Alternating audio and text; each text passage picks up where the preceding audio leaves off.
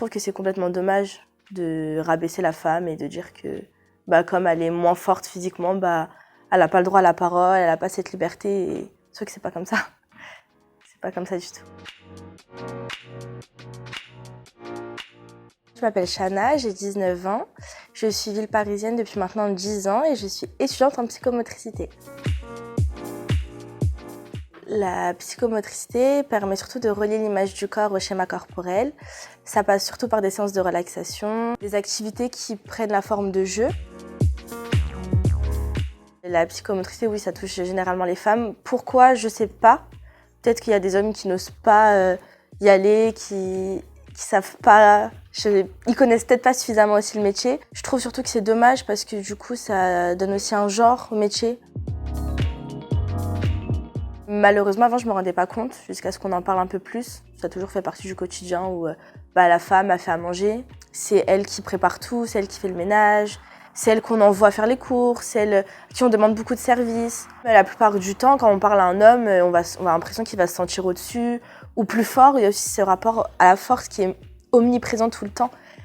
Et je trouve que c'est complètement dommage de rabaisser la femme et de dire que comme elle est moins forte physiquement, elle n'a pas le droit à la parole, elle n'a pas cette liberté. Et... sauf que c'est pas comme ça. C'est pas comme ça du tout.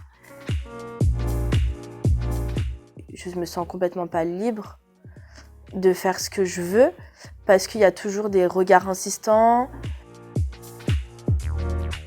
Mes copines ou même ma mère ou mes tantes ou quoi que ce soit, elles ne peuvent pas non plus faire ce qu'elles veulent à partir d'une certaine heure ou avoir cette pression de sortir en groupe, d'être à plusieurs où on sait que je peux pas aller faire mes courses parce que je vais arriver dans un rayon et qu'il va y avoir un homme qui va venir et qui va me draguer, c'est relou. Des réflexions qui sont complètement pas appropriées, qu'on n'a pas besoin de se manger parce que j'ai jamais vu aujourd'hui un homme qui s'est plaint de ça ou qui l'a vécu en retour. Je dirais que faut y aller, n'hésitez pas.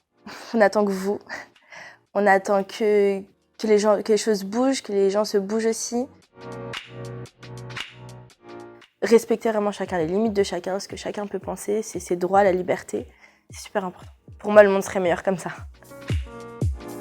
Je suis généreuse, je suis bienveillante et je fais tout pour être à l'écoute et accompagner en fait. Je dirais que je suis anxieuse, stressée un peu.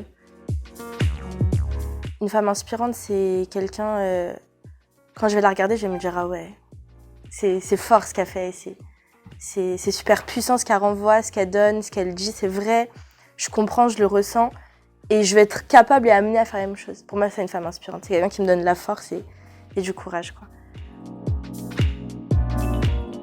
En fait, je pourrais pas donner de nom. Puis dire ma mère serait très cliché, même si elle m'a très inspirée et c'est une femme très forte qui s'est battue pour tout dans la vie, qui a tout donné pour ses enfants. Il y a beaucoup de femmes qui m'ont inspirée, mais c'est surtout au quotidien parce que je suis entourée de femmes battantes et qui militent pour leurs droits et leur liberté tous les jours. Et pour moi, c'est ce qui m'inspire, quoi. C'est très touchant de dire que je peux être une femme inspirante. C'est important aussi de me pointer du doigt plus souvent, justement, ces femmes inspirantes. Je pense qu'on n'en voit pas suffisamment, finalement. Et que c'est bien aussi d'aller les chercher et de leur montrer qu'il y en a et qu'en fait, on est toutes capables d'être inspirantes si on fait les bonnes choses et qu'on se respecte toutes et qu'on fait tout en sorte d'être bienveillantes. On est toutes inspirantes, finalement.